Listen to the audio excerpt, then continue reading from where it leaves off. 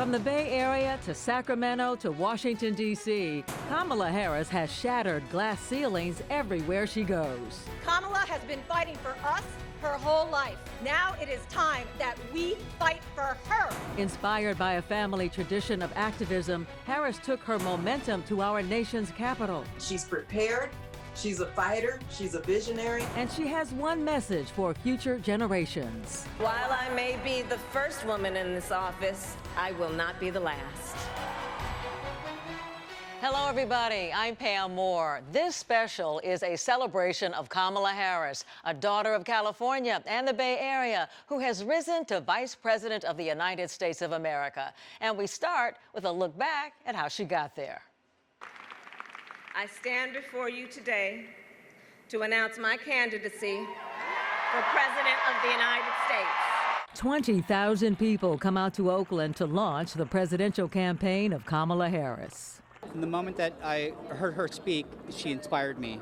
Kamala Harris is an incredibly intelligent person with deep character and a profound care for we the people. Early on, she was considered among the frontrunners. That I will support and defend. Not surprising for someone who has had a string of political victories in her home state.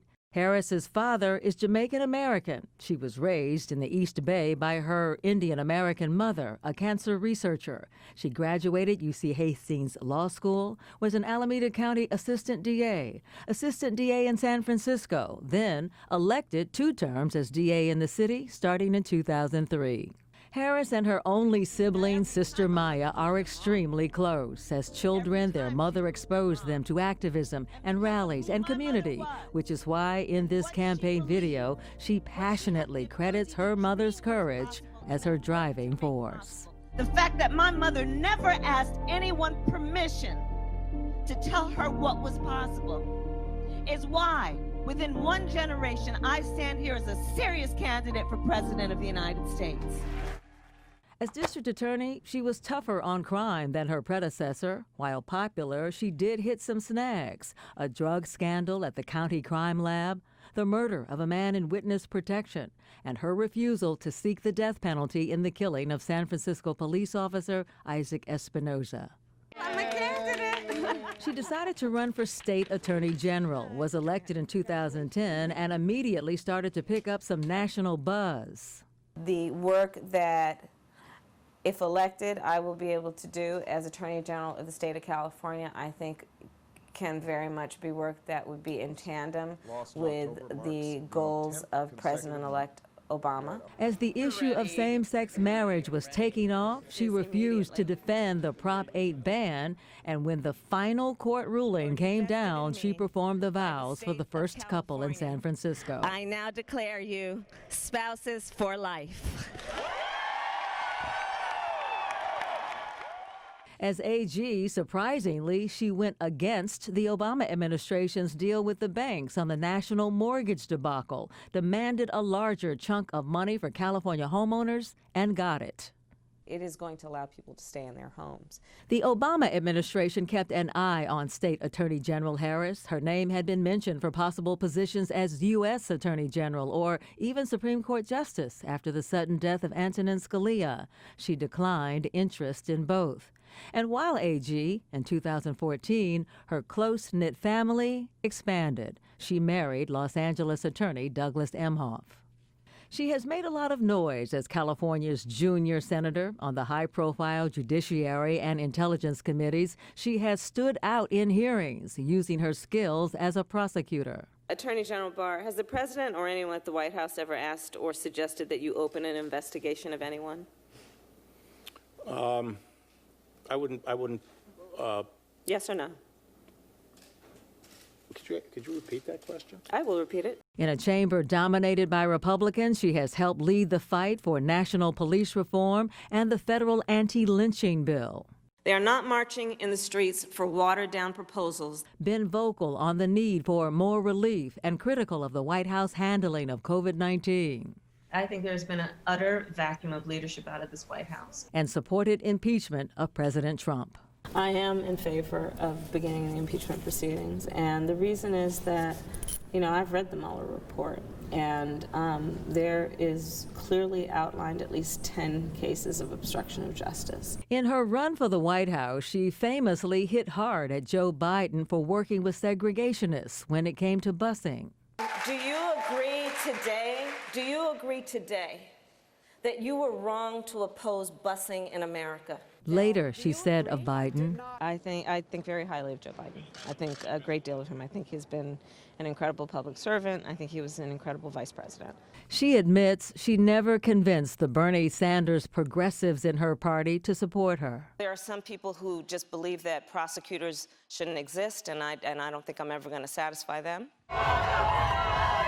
Ultimately, though, despite the initial bounce, her presidential campaign ran out of money and momentum, a first in her political career. Yet her mother, who passed in 2009, is still guiding her vision.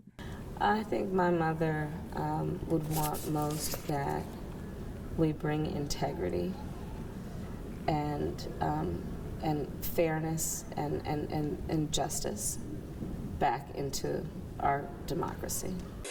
Kamala Harris openly embraces and publicly talks about her biracial heritage, and it is a story that resonates with people all across the U.S. Her election as vice president has lifted the pride of the black community. That's been talked about a lot. But the Indian community is beaming with pride and excitement, too, as I found out talking with a Bay Area mother and daughter. I was sitting there working, and I'm like, what happened? And she's like, it's happening! And I was like, what's happening? And she's like, they won! I couldn't even get it out. I was so excited. Yeah.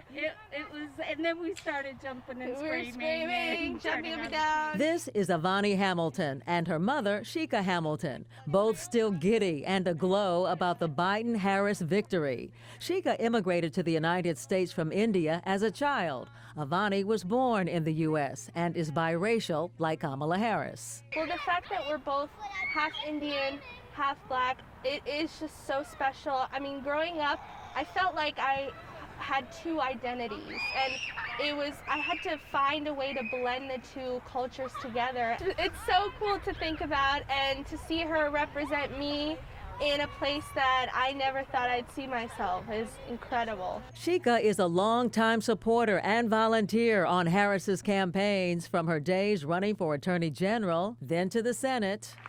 I stand before you today to announce my candidacy for President of the United States. And she was right there at Harris's Oakland rally when she announced her presidential run.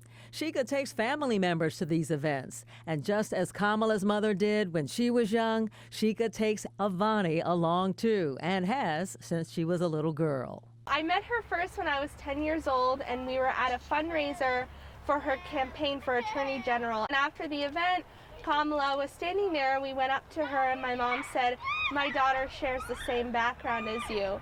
And she leaned over to me and she said, "How's that working out for you?" And we both started cracking up. And to the woman most responsible for my presence here today, my mother. We both have Indian mothers, so when she talks about her mom, I just light up because, you know, I'm so close to my mom. I want her to be proud of both those cultures, so when I see Kamala being elected as the first black woman and Indian woman, or just woman of color, it makes me so proud. Avani and Sheikah have great expectations for the Biden-Harris administration, particularly on issues like immigration and gun violence reduction. And then, of course, for both of us, Black Lives Matter. Yeah. I mean, racial justice is such an important issue in our lives and our community. Their excitement is not just about ethnicity. Sheikah believes that Harris sets a significant example for her daughter. I don't expect her to be a politician, but it takes guts and courage and audacity and ambition. And I want her to have all of that. I want her to be unapologetic about having ambition. This is a woman who has worked hard to get where she's at. She didn't have millionaire parents. She didn't go to an Ivy League school. And her parents were immigrants. Yet look at what she has achieved. And I think that is an inspiration for everyone, not just us, and not just people of color. And that brings tears to my eyes. It really does. Anything you guys want to add? You ladies want to add? We're just so happy. We're just proud of our homegirl. She's our homegirl. Coming up, a political analysis of Harris's career.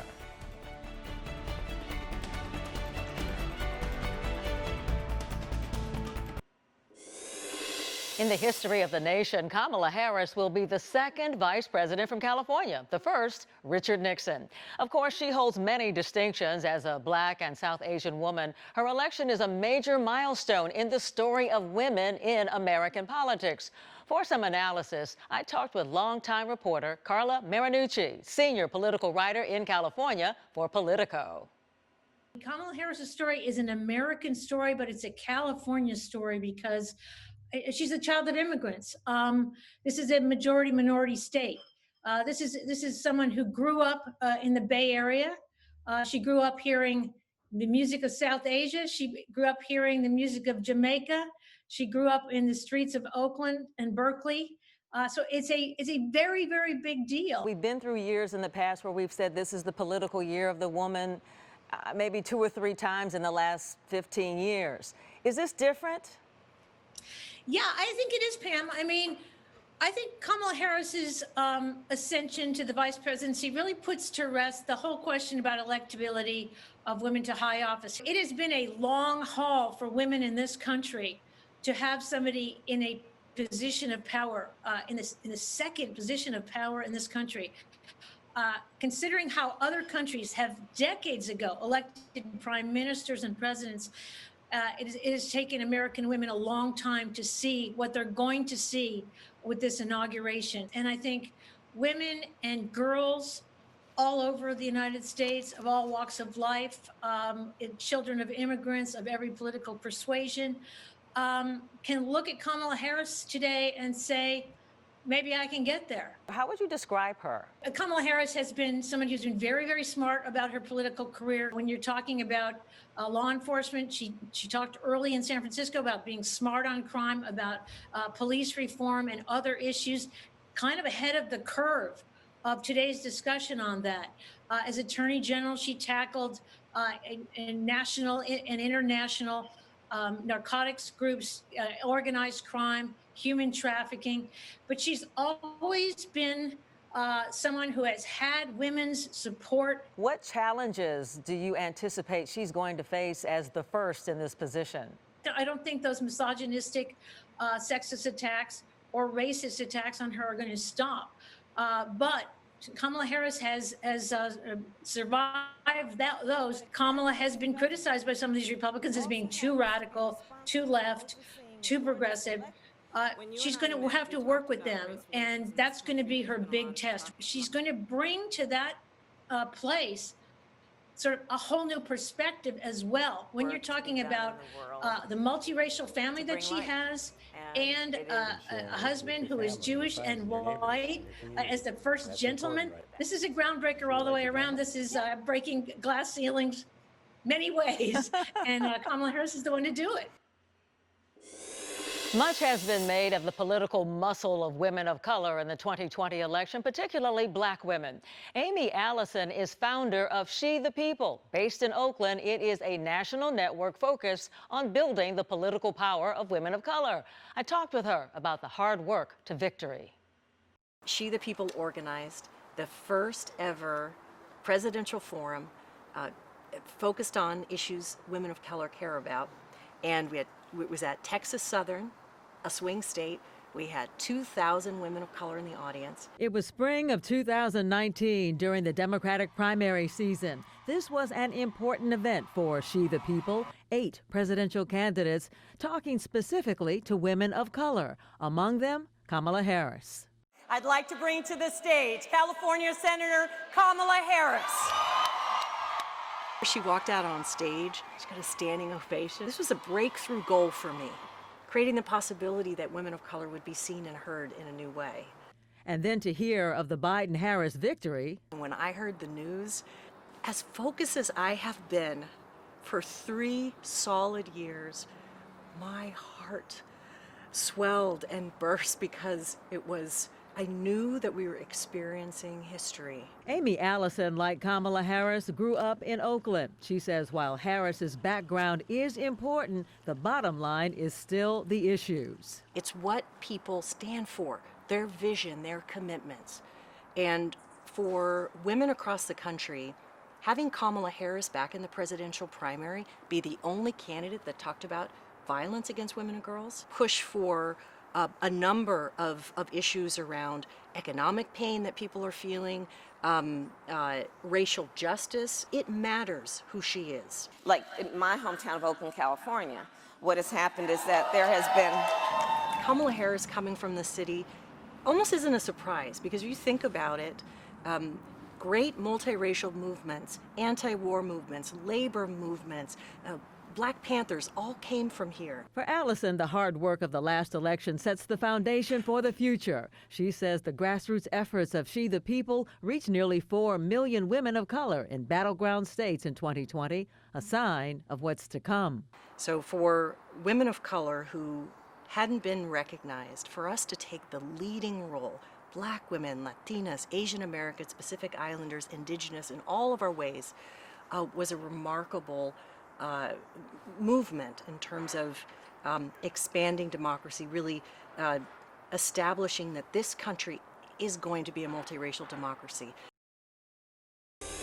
Up next, local reaction to the Biden-Harris victory and the unique challenges Harris is up against.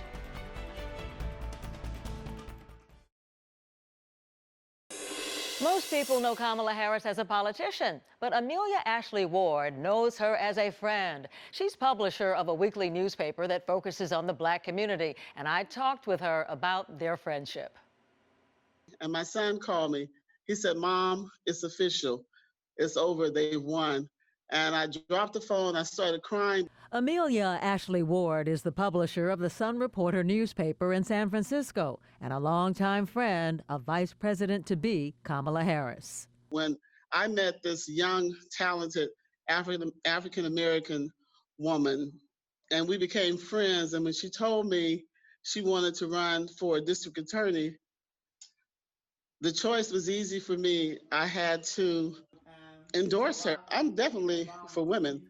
I love men, but we want equal opportunity. And when I see young, brilliant women like Kamala Harris, London Breed, and they come to me and they tell me that they want to do something to bring about change to make the country better, then I can use my organ to tell their stories, to keep them out there so that our community can know who they are. She's going to work to bring about change.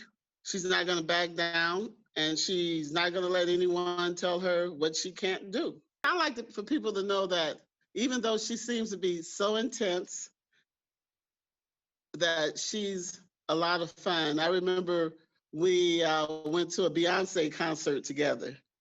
And when Beyonce came on stage, Kamala was one of the first ones to raise her hand and start dancing. I sent her a text and I told her, I said, "Kamala, you already know it had to be you."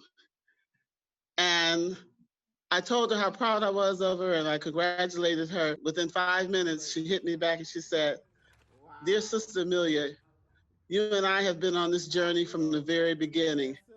Thank you very much. I love you." Do you have any particular expectations now that she's in this position of power and authority?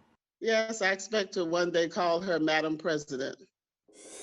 That initial excitement of the win, and then this dawning realization that history was about to be made. I was filled with so much joy and even shed some happy tears.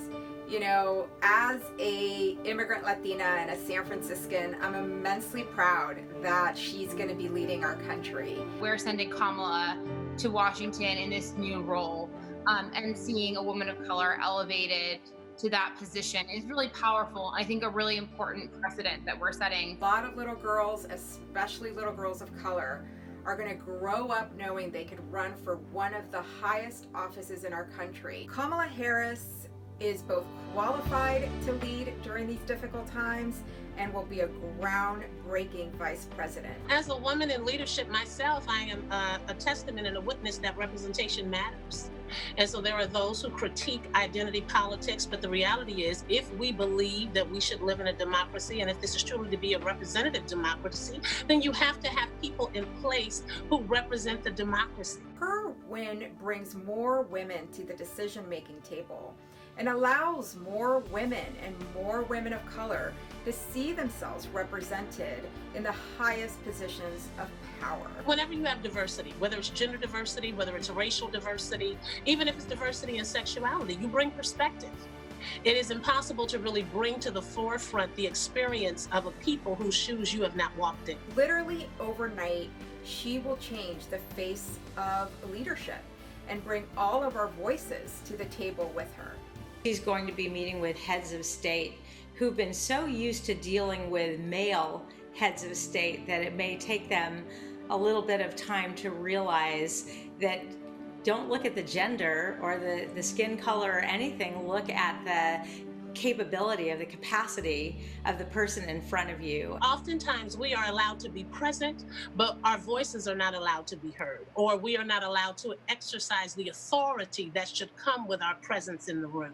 And so I think some of the challenges that she will face has been some that she's faced throughout her entire career, whether she was district attorney, whether she was attorney general, which is having people who are just challenged by the notion of female authority, because for so many years in this nation, authority and leadership and the idea of a president has been white and male. It is now about normalizing what women's leadership looks like at every office. So we want to have models for what congresswomen look like, what women as senators look like, and now we have a model for what a woman can do in the vice presidency. Next, victory sparks inspiration.